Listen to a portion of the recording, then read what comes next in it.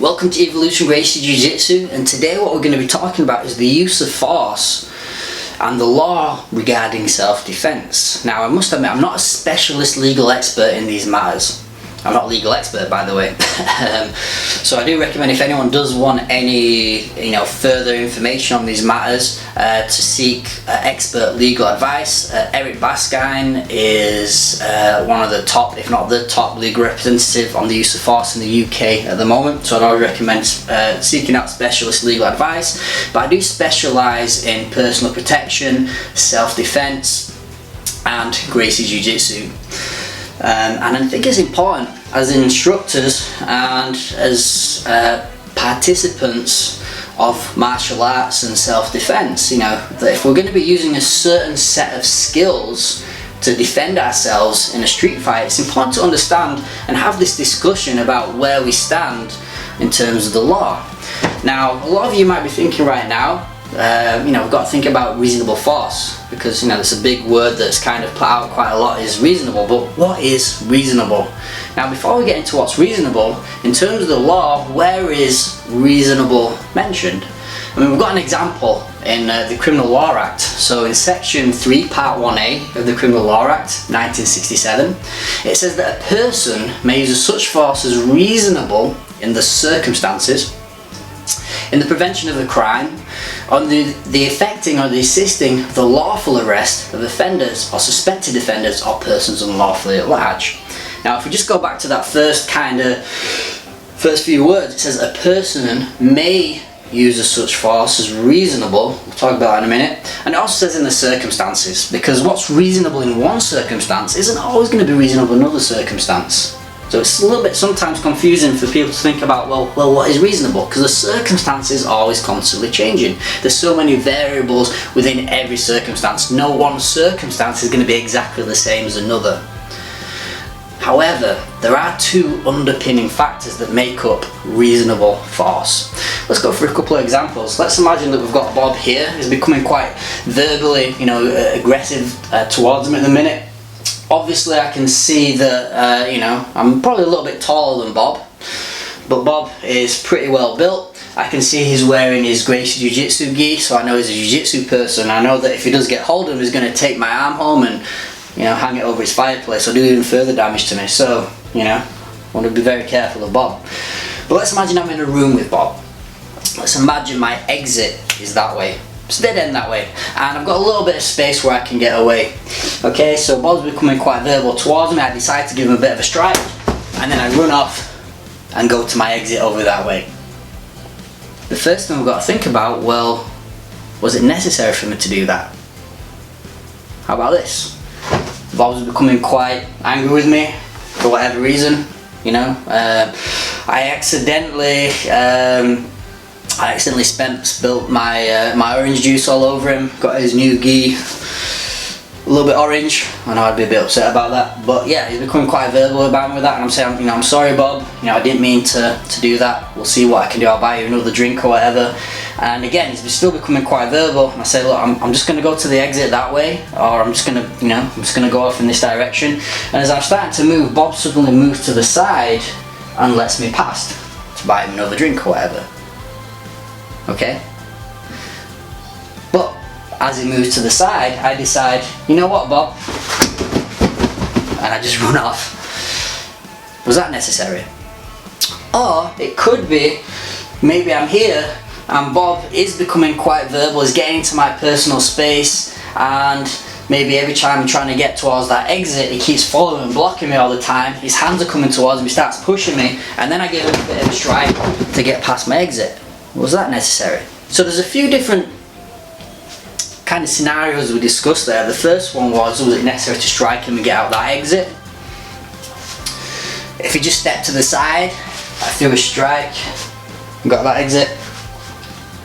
Or he was starting to come towards me and he's not letting me get to the exit, and I threw some kind of a strike to get past. I'm just going to dress him a little bit. His gi's coming off. There we go.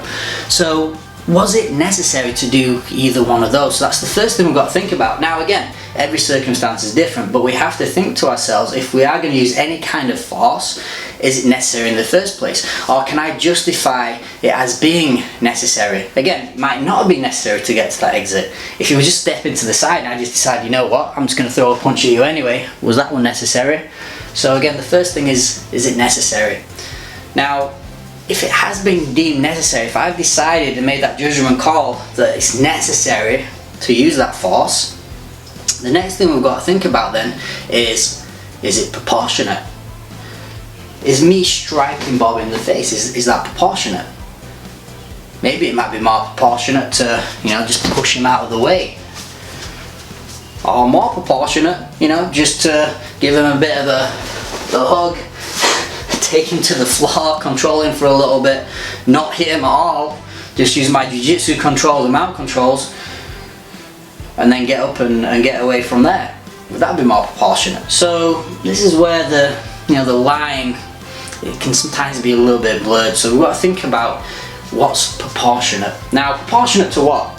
It's proportionate to the level of threat that's perceived sometimes. So we can think about the level of threat that's perceived. Obviously, I mentioned I'm a little bit taller than Bob, but again, it does look quite muscular. I can see he's wearing his Gracie Jiu-Jitsu gi, so again, my level of threat that's perceived might be a little bit higher, kind of based on that. It could also be the way that he's presenting himself. He obviously is becoming quite aggressive towards me. He's shouting at me, he's swearing at me, he might have his hands up, he might even have pushed me at one bit. My level of perceived threat is going to be a little bit higher.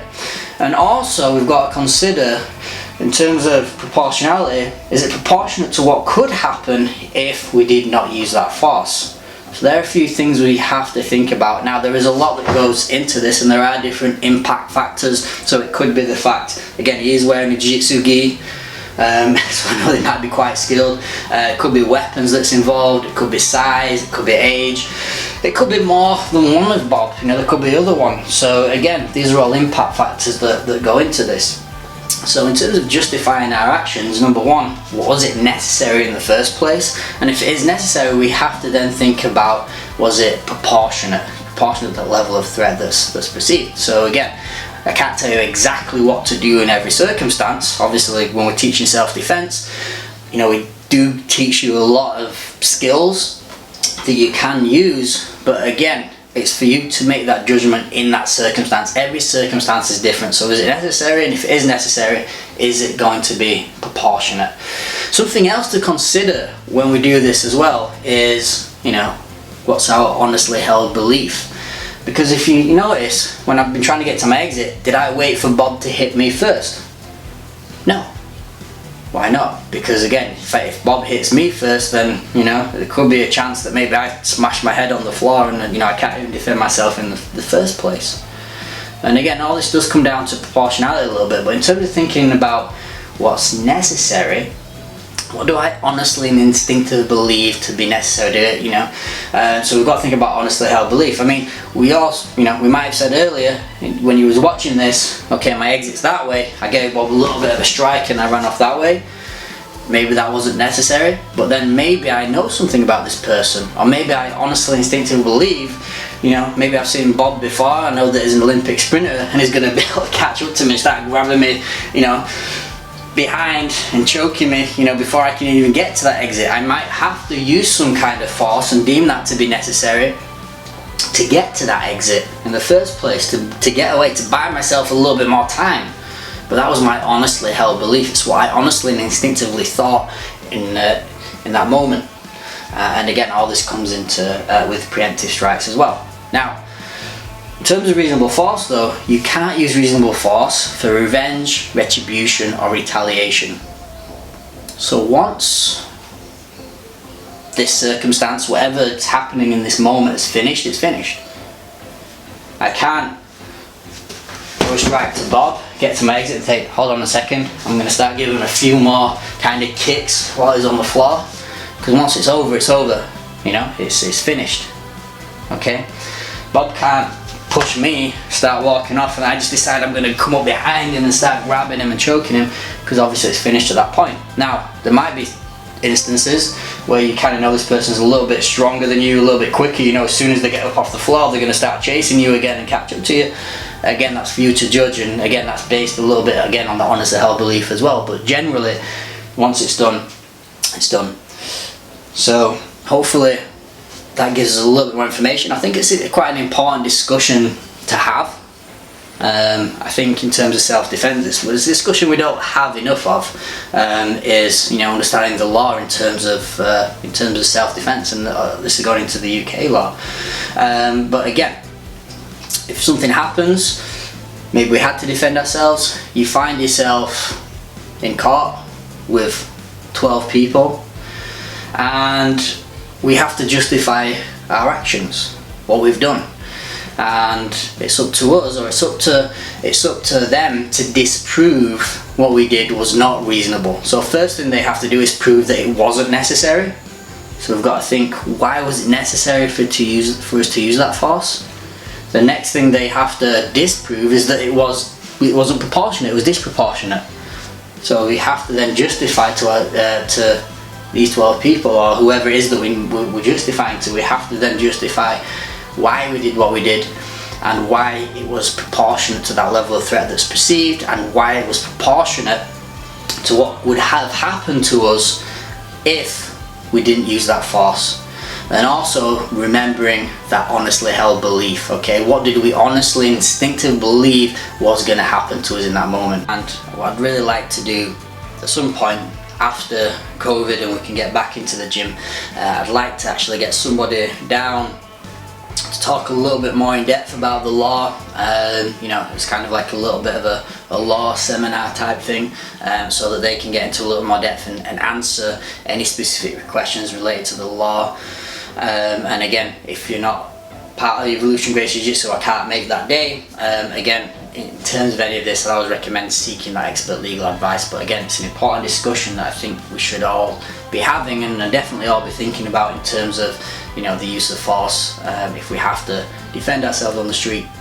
So yeah, if anyone does have any questions, if anyone would like to see anything else on this YouTube channel, you know, if anyone wants to see any solo drills during COVID to help you out through this time, techniques, discussions, anything jiu-jitsu related, self-defense related, please get in touch. Also, anyone watching this at the moment, once we do reopen, you are entitled to a free trial at our gym, so Evolution Gracie Jiu-Jitsu in Ilkley. Check out our website, evolutiongraciejujitsu.com, or follow our Facebook page. I've put the links below. But yeah, keep safe, and hopefully see you all back on the mats very soon.